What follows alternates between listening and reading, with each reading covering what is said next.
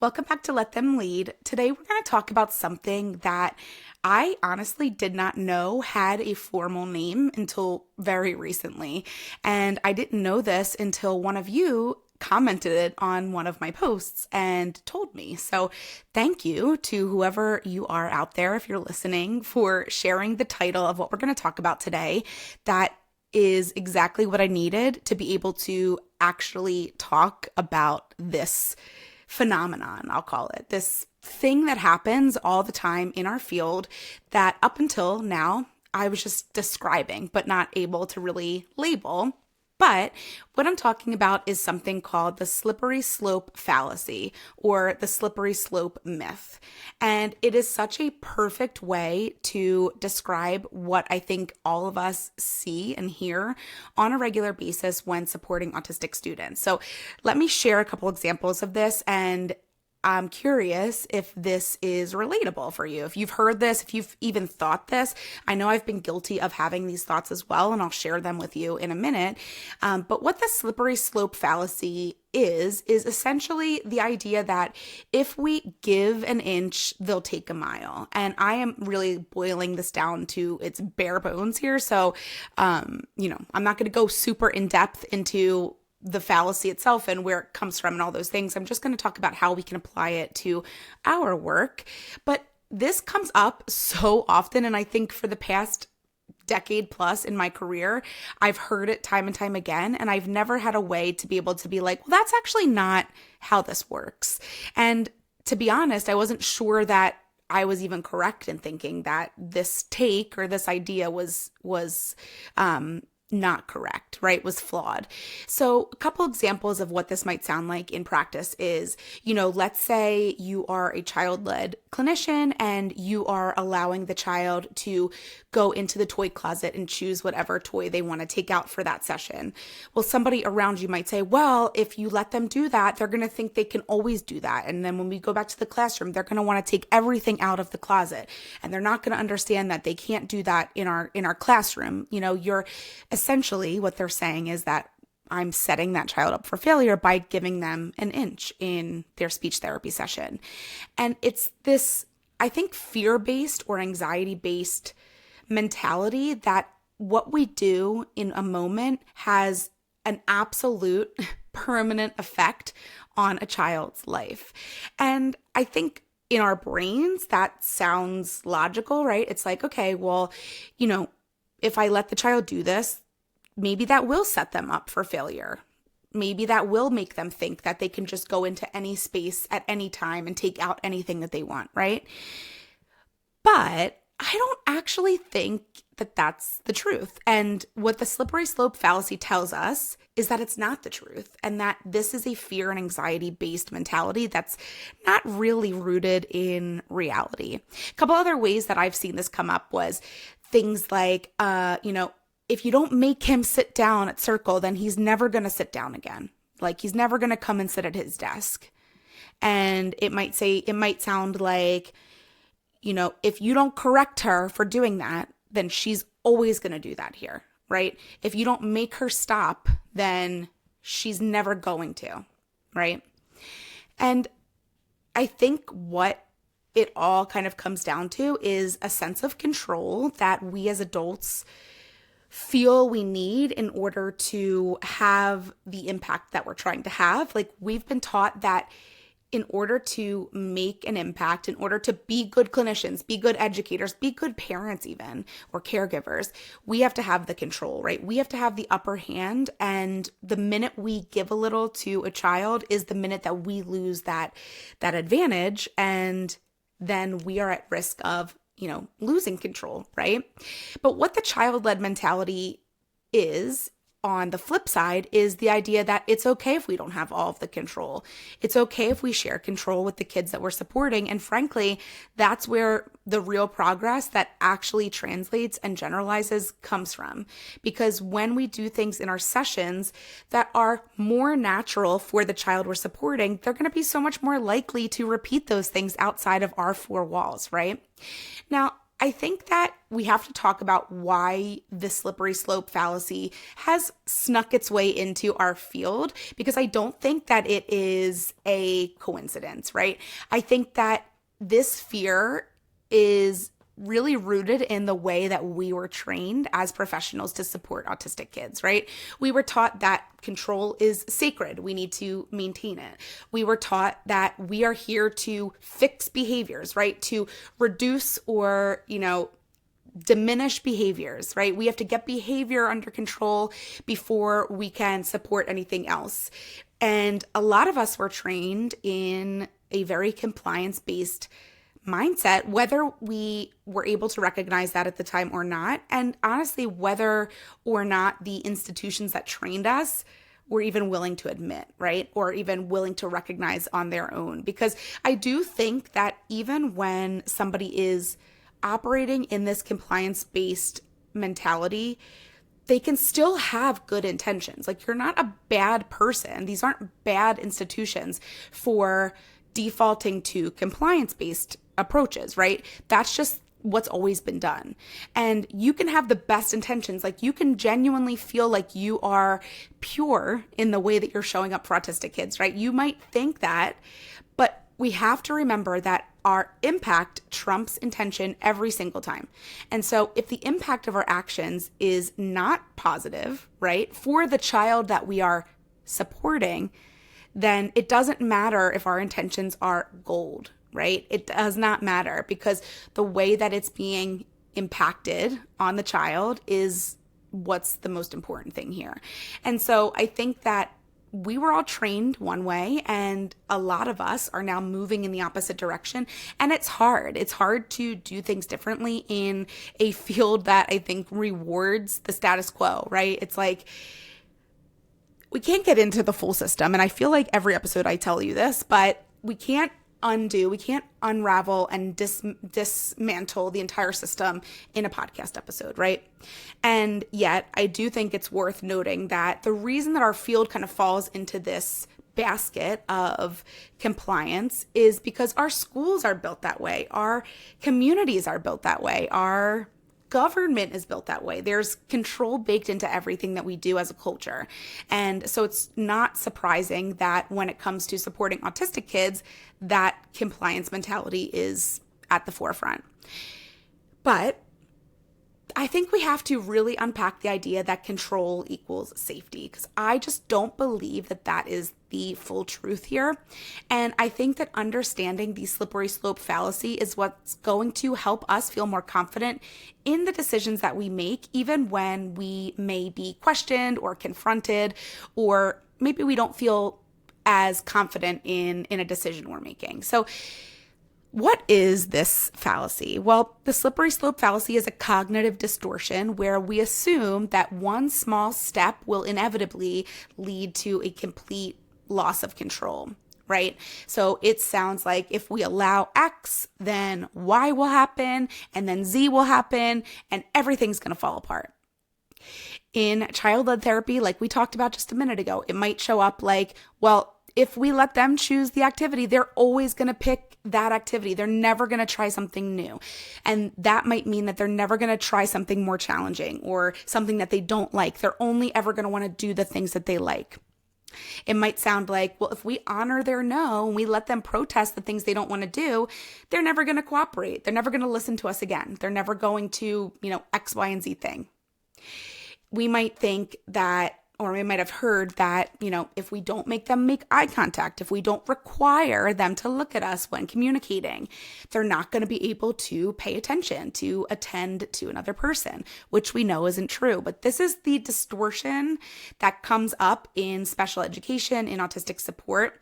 And I think that we have to talk about it. And I'm really glad that my friend in the comment section introduced me to this topic, because I've gone on such a deep dive and it explains everything for me.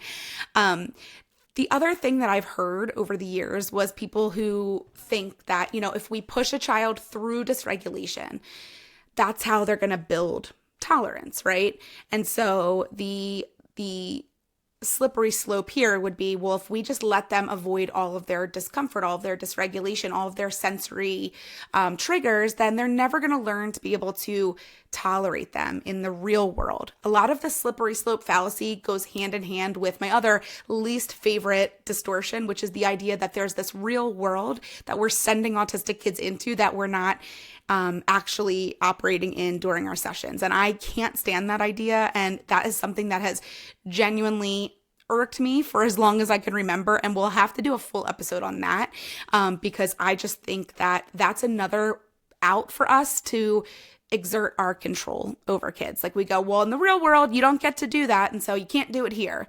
It's like, is that true? Number one. And number two, is this not the real world? Is my session not real? I get the sentiment, but it's actually not correct. And I've seen quite the opposite be true. We'll talk about that topic in another episode. But I think underneath this slippery slope fallacy is the fear that if we loosen our grip even just a little bit, we will lose authority. And I think, as I said earlier, this logic does feel solid, I think, when we just think about it, and it might even feel protective, but it's not actually real. And I don't think that it's all that affirming either. The thing that I think is hard about being child-led, especially in the systems that we are operating within, is that this approach challenges so many of our deeply ingrained beliefs, right? Those beliefs might be things like adults are always in charge. Learning is hard and it has to feel like work, or it often feels like work. I mean, how many times do kids come in for speech therapy and somebody says, okay, first do your work? It's like, no, now they're not going to want to connect with me because you've framed this as work, right? We've misunderstood learning and work, and we've conflated them. We've made it so that learning is work and breaks from learning are the fun. They're the reward, right? And a child-led mentality and a play-based approach, which they're not the same thing, but they often go hand in hand, really challenges those deeply ingrained beliefs. And for a lot of us, we are not working in isolation, right? We're not in silos where we can avoid the judgment of others, right? I think it's one thing to say, okay, I'm going to be child-led in my sessions and I agree. I don't feel like I need to have all the control to be able to make progress here. It's one thing if you're operating in your own clinic like I am. Like, I like to say this all the time because I don't ever want you to get it twisted here. I struggled with all of these things when I wasn't working for myself, and it took me years to get to the point where I felt confident enough to do things the way that I knew they worked best and were most affirming, and to then be able to advocate for them. And when I left my full-time job and started my clinic, that got so much easier because the friction was immediately removed, right? The barriers to being child-led were gone. I'm the boss, right? And so I think for me, I'm in a place of privilege where I can say, yeah, this is the best way to do things. And it's easy once you commit to changing your mindset and whatever, all the things I talk about here.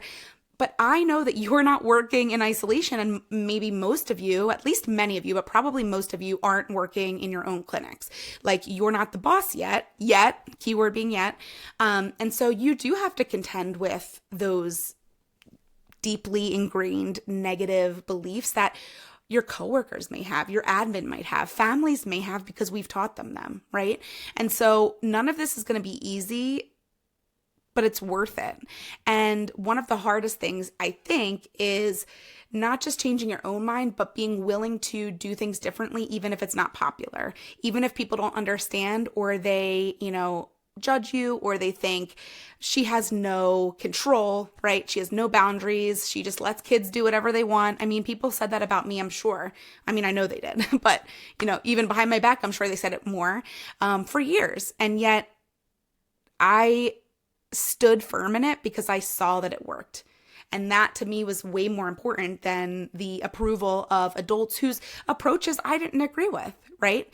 We have to remember that the only people who can criticize us and judge us are the ones, and granted, nobody can criticize and judge us, period, right? We shouldn't accept that. But I'm saying, when somebody judges or criticizes us or says something negative about us, and they're doing things in a way that we don't aspire to do, or we're not, we don't approve of, then their beliefs really can't get to us. I mean, on the surface, they can make us feel uncomfortable. They might hurt our feelings or make us feel like we don't know what we're doing. But at the end of the day, people who are doing things in a way that is not aligned with your values, they don't hold any power over you. And that was hard for me to learn. And it's hard for me to even describe right now. I feel like I'm kind of making it a little bit more complicated than it needs to be. But what I'm essentially trying to get at here is that I only welcome critiques from people who I admire, who I respect, whose approach I think is affirming and aligned with my core values.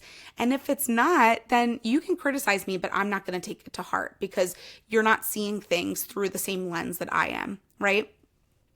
Now, child-led mentality and approach, right? This kind of thinking, it challenges so much of the status quo. It also challenges that idea that communication is something that we have to extract from kids. We have to contrive opportunities for, we have to teach, right? And so when we lean into things like following the child's lead, honoring refusals and protests, accepting all communication as valid, and building connection before any other, goal gets addressed, I think people automatically jump to the worst case scenario in their minds, which is kind of how we tie this back to the slippery slope fallacy. When we say things like that, like, oh, I let kids lead, I, build connection, I work on regulation before communication, I accept all modalities, people's minds take them to the worst place, right? They envision chaos, unsafe classrooms, kids just doing whatever they want, whenever they want, with no direction, no guidelines, no boundaries, no support. They view us as the adult as a doormat, right? Like we're just letting kids run all over us, do whatever, and we have no say. And that leap from the idea that we're giving kids some ownership and agency in our sessions to this vision of chaos and confusion is the slippery slope fallacy in action. And here's the truth of the matter. It's that child-led therapy is not permissive. It's not that anything goes, right? And it's absolutely not without boundaries. But what it is relationship-centered, and we let the child's interests, their experience, their needs, their both unmet needs and their desires lead the way, right? One of the biggest misunderstandings that I've read and heard and seen over the years is that when we say yes to things, like when we let kids do what they want to do, we are essentially removing boundaries. We're no longer, we're no longer able to hold our own boundaries. But honoring our autistic students' autonomy does not mean that we're eliminating our own responsibility in the dynamic, right? Honoring autonomy is not about removing boundaries or abandoning our boundaries. In fact, I would argue, and I have argued this point over and over again, that child-led therapy actually requires a lot more intentional boundaries. Not less boundaries, just more intentional ones. And the boundaries that we set are going to be around safety, the well-being and safety of all, right? Consent, the environment. We're going to set boundaries and honor boundaries around capacity, both our students and our own. And in a child-led approach, what changes is how the boundaries are held. And we stop using boundaries to punish, right? We stop disguising our control as just a fact of life. Like, nope, in order to teach, in order for kids to learn, we have to have control. We stop believing that. And we stop escalating our kids and dysregulating our kids to the point of a stress response or a power struggle in the name of quote unquote behavior management. Instead, we model regulation. We make sure that the first thing that we're attuning to is the child's regulation. We maintain and honor predictability and trust. And when we do it this way, and when we are truly child-led in the way that I'm describing here, that slippery slope is just not applicable anymore, right? We're creating this foundation, and whatever decision we make in our sessions is aligned with values and it's intentional. And therefore, we've already kind of thought through the pros and the cons of allowing something or not allowing something. Now, I think that's a really good nuance to talk about here. When I say that boundaries in child-led therapy are more intentional, I mean that in a few ways, but I think the thing to keep in mind here is that when I hold a boundary in a session, I'm not setting a boundary at the last minute when something comes up. My boundaries are not reactive, they're proactive. So they're things that I've already identified as what I think needs to be held or enforced in order to, like I said, maintain safety, maintain autonomy, and make sure the environment is welcoming and warm and beneficial for all, right? So intentional boundaries are those that we've thought about ahead of time. They're not things that we just come up with on the fly. We know that, these things are what's going to allow my sessions to be safe, what's going to allow me to operate at my full capacity, what's going to honor the capacity of my students. And so that makes things predictable. Even when the child's leading, even when the child's making the decisions, they have freedom.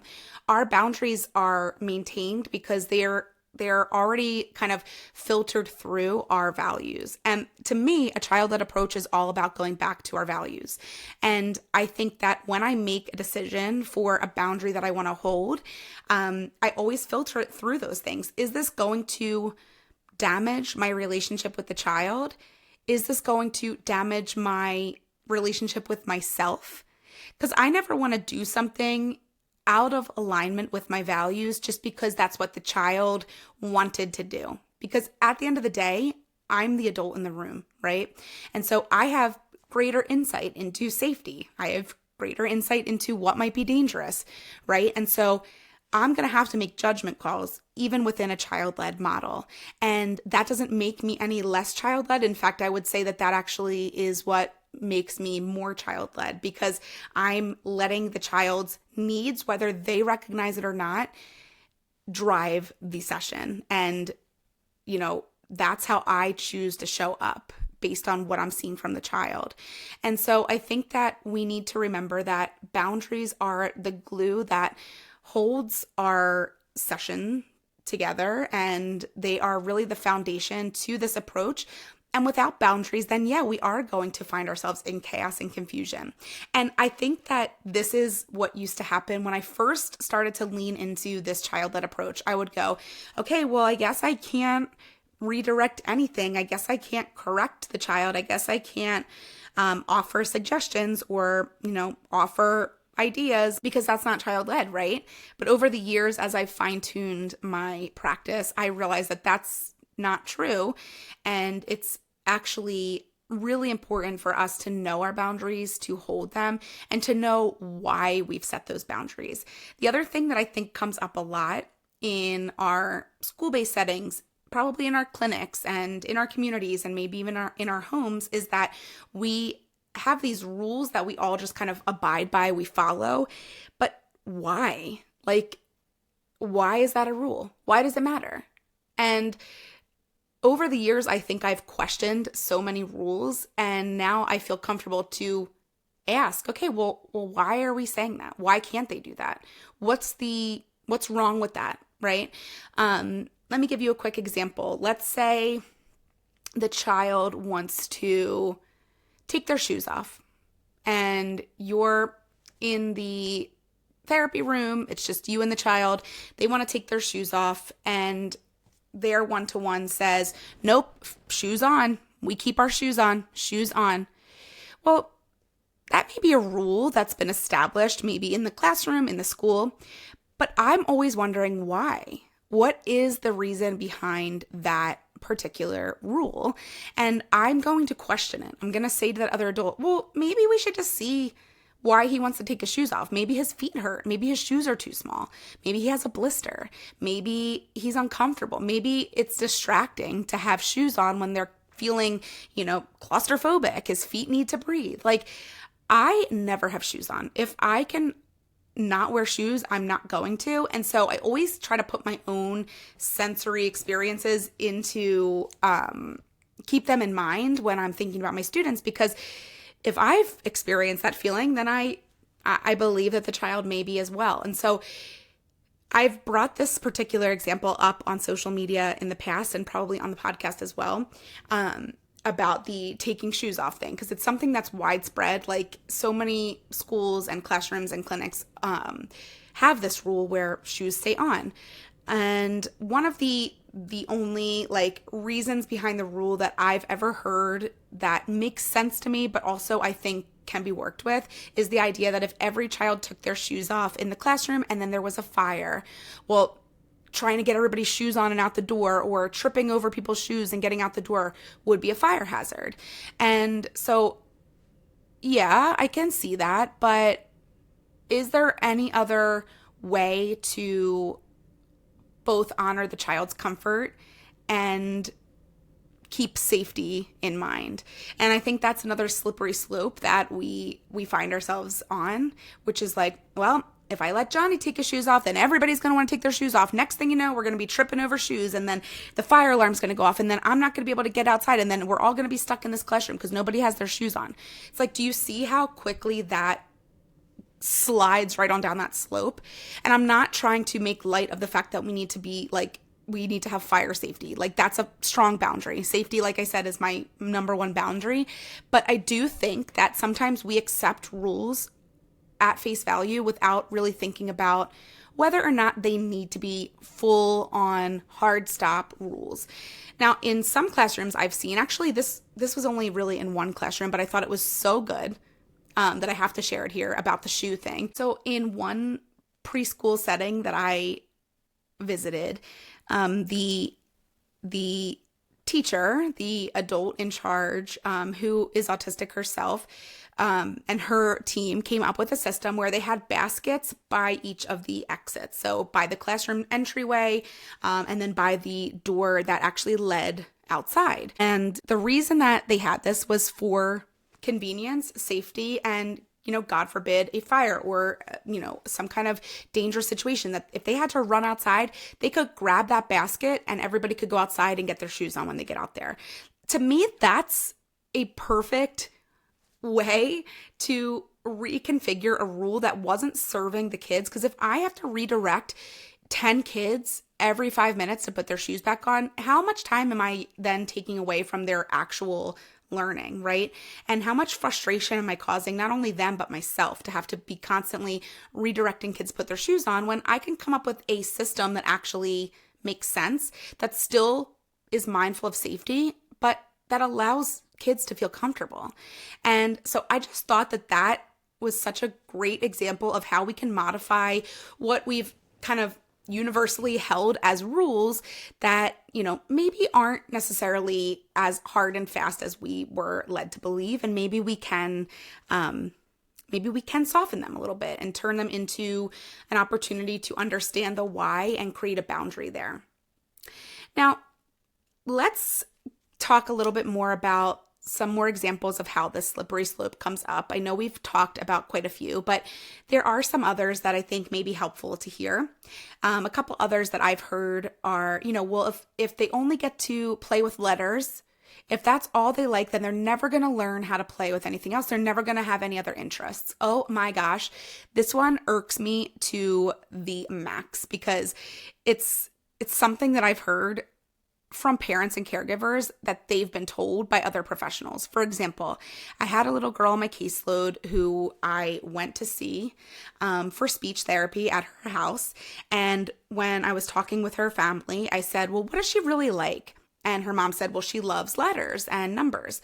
And I'm like, amazing. That's great. We can definitely like let her lead us in our play, and I'll make sure that I make available things with letters and numbers. So I'm looking around the playroom and I'm like, well, where are all of her letter toys? And the mom says, well, we put them away because we were told that if we let her continue to be quote unquote obsessed with letters, that she would never learn how to play, and she would only ever have this really restricted interest in letters and numbers. So we put them away. We took them away. When I tell you this kind of advice, I just cannot believe that we're still giving it. But also imagine being the family on the receiving end of that advice, being told to remove something that's actively bringing your child joy, and that if you don't, you're going to set them up for failure.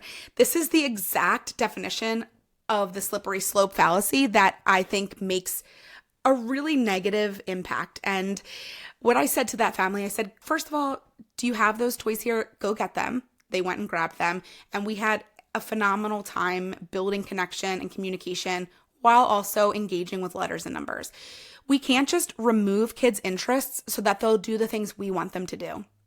And the other factor that I shared with this family and I share with everybody is that we don't get to decide how a child plays, and there's no right way to play. So when we think that we're doing them a service by removing the thing that they love in order for them to quote unquote expand their interests or learn how to play, we've actually completely misunderstood the point of play. Play is anything that brings joy just by its own sake, right? And so if we've removed the things that actually do that for the child, then that's when we've really created huge barriers and friction for that child to be able to develop play, because play needs to come from your own interests and what brings you joy and what helps you to connect, right? So that's an example of that slippery slope. And I think we need to be mindful of our recommendations, because I think about it from that family's point of view and speaking with them, like the guilt and the shame that I think they felt in potentially letting their child do something that was going to negatively impact their life. Like, as a parent myself, that would have crushed me. And I know that it probably crushed them as well, because as parents and caregivers, we want the best for our child. And for neurotypical kids, when they have an interest, society rewards parents who go all out, right? It's like, we are going to stop at nothing to give that child access to those interests. And that makes us a good parent, right? That makes us a good caregiver. But when a parent of an autistic child does the same, well, then they get criticized. Oh, you're just enabling him to not have any other interests. You're, giving into his obsessions. He's never going to do anything other than that. He's going to become so obsessed that he'll never show interest in learning, right? And that is a heavy amount of pressure and guilt to put on a family that's trying to support their child, period, end of story.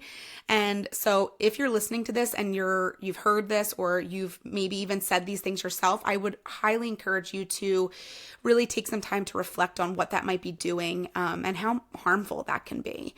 I think that this would also be a good time for me to share one of the slippery slopes that I found myself on. And it doesn't have to do with speech therapy, but I do think that giving you some other examples might help you to recognize when this fallacy enters your own thinking or your own community or your own classroom or therapy sessions or whatever the case may be. But as I mentioned, I am a parent and I have 2 children. My son is 4.5 and my daughter is 2. And when I gave birth to my son 4.5 years ago, I had the most severe postpartum depression that I can describe. It was quite literally the worst period of my life, and I don't think that I've ever fully recovered from it. I've gotten a lot better, and I've learned how to get back to myself. But I think that deep of a depression and that deep of a hormonal roller coaster just kind of shifted something inside of me that I'm still trying to figure out how to get back to. If you're a parent listening to this, maybe you've either experienced it yourself. I hope you haven't, or maybe you know somebody that has. But for about 6 months to a year, I was suffering in a major way. And one of the slipperiest slopes that I found myself on at that time was my son's sleep. And if you've ever had a newborn, you know that they don't sleep, right? Like the sleep is the hardest part. As somebody who's always had anxiety, that is often triggered by sleep or lack thereof, right? I'm somebody who often has a hard time falling asleep, who worries about falling asleep, who gets anxious about not being able to sleep and then being tired the next day. Just at baseline, that's how I am. When I had a baby, I was like, okay, my life is over because I'm never going to be able to sleep again. And I need to do everything in my power to control my life and my baby's life so that he will sleep. And my slippery slope was this thought that any decision I made during the day was going to negatively affect my son's ability to sleep that night. So I was becoming so obsessed with his wake windows, with his sleep schedule, with getting him down for a nap at the exact minute, like not a minute past, to the point where it was driving me crazy. I was a wreck. And what I kept thinking was like, people would try to help me and say, like, it's not that serious. Like, he's either going to sleep or he's not. And the decisions you make during the day aren't really going to make an impact. And I would think, you don't know what you're talking about, because actually it will make an impact. If I don't give him a bottle at 4 p.m., then when he goes to bed at 6:30 p.m., he's going to be hungry. And because he's going to be hungry, he's going to wake up an hour from then. And when he wakes up, he doesn't go back to sleep. And then I'm going to be up. And even if he falls back to sleep, I'm not going to be able to fall back to sleep because I'm going to be anxious. Can you hear the way that the anxiety is like absolutely running the ship? And so that slippery slope distorted everything that I thought about. I thought about sleep all the time for my child and myself. I worried that every decision I made was going to have a huge impact. And then to take it a step further, I worried that if I didn't get him enough sleep, then I was failing as a parent because his brain wasn't going to develop the right way. Well, his brain wasn't going to get the amount of sleep he needed. Like all these things that are just fear tactics that you hear, I believed because I was already in this place of anxiety and depression. And so with my second child, after I had gotten therapy and I'd gotten on medication and I'd really kind of figured out how to, I won't even say be chill because I'm not chill at all. I'm just going to be honest. But I've gotten a little bit better, I think. But when I had my daughter, I did not even think about her sleep. I lived and let live, right? I thought controlling my son's sleep didn't help me, didn't make him sleep any better. It just made me feel worse. So I'm just going to let her sleep when she's tired and let her get up when she's ready and follow her cues. And when I tell you, she was a better sleeper and she still is a better sleeper because of the fact that I didn't put all this pressure. I wasn't on that slope thinking that any decision I made was going to impact her for her whole life, right? And what that allowed for me was a much more joyful experience of the newborn stage. What that gave back to my family was a person who could be more present and not so worried and anxious. And it created a much more desirable environment for all of us.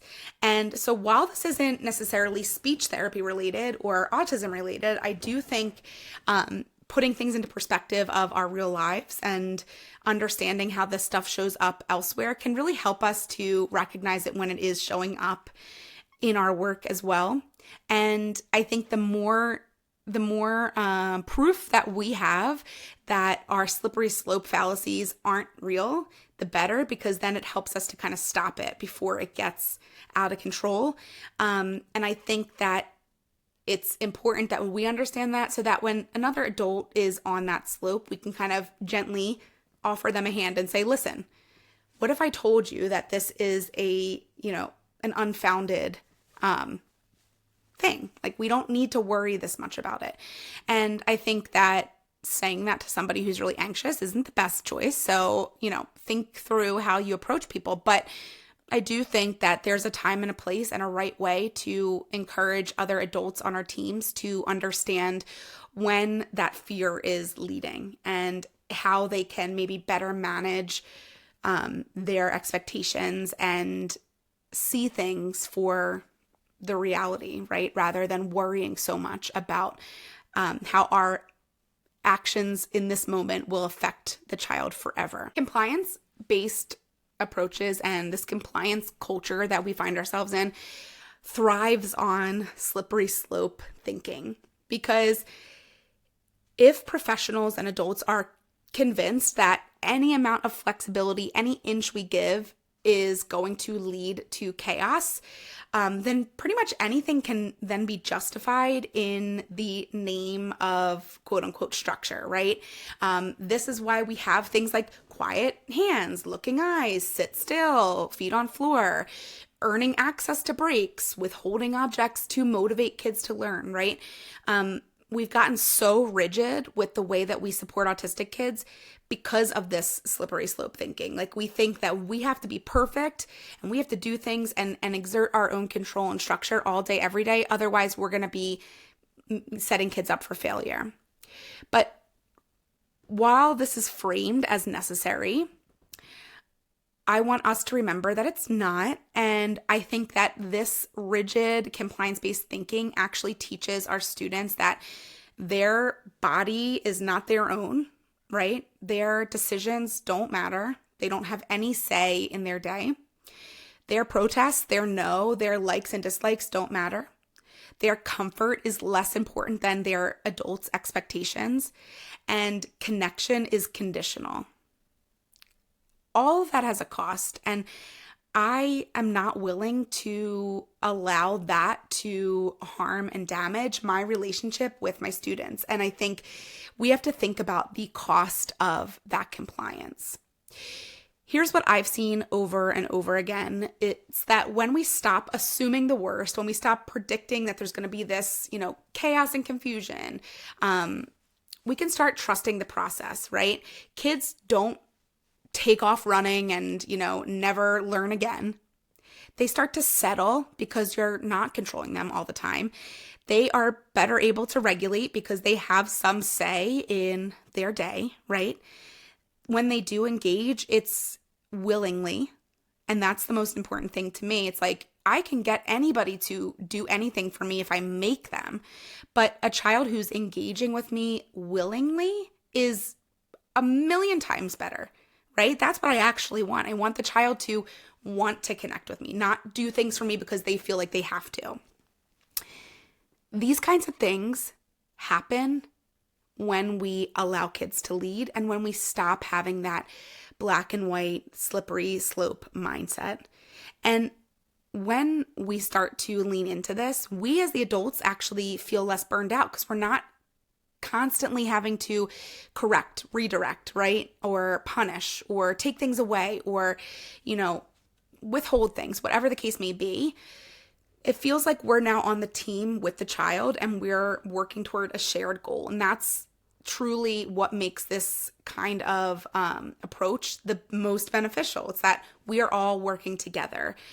It's not us versus the child, right? It's us and the child working toward a shared goal. And that shared goal needs to be the child's autonomy, their agency, their safety, their communication, yes, but also their ability to stay regulated and to have the tools to regulate, right?